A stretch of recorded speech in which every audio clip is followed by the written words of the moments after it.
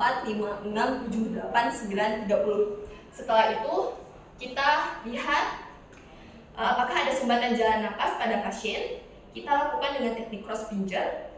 Kemudian apabila ada sumbatan, lakukan dengan pinjer sweep. Setelah itu patenkan jalan pernapasan pasien dengan teknik head lift, chin lift. Apabila dicurigai ada fraktur cervical, maka lakukan dengan jaw thrust.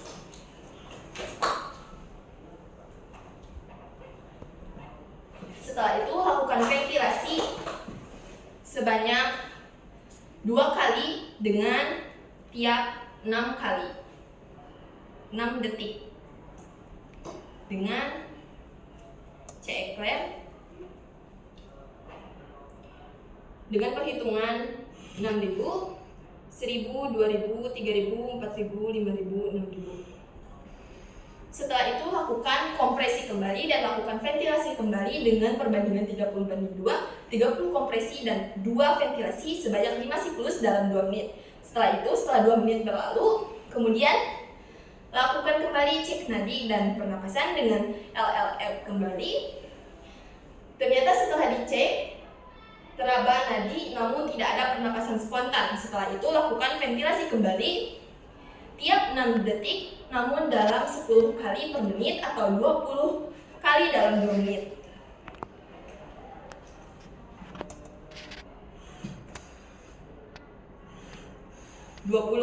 Setelah itu cek kembali pernapasan pasien.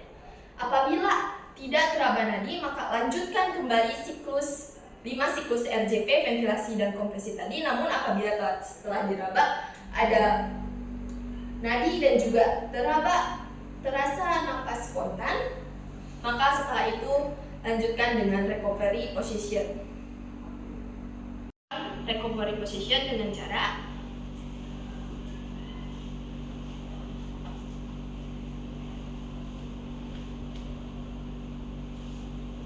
kemudian arahkan ke sebelah kanan.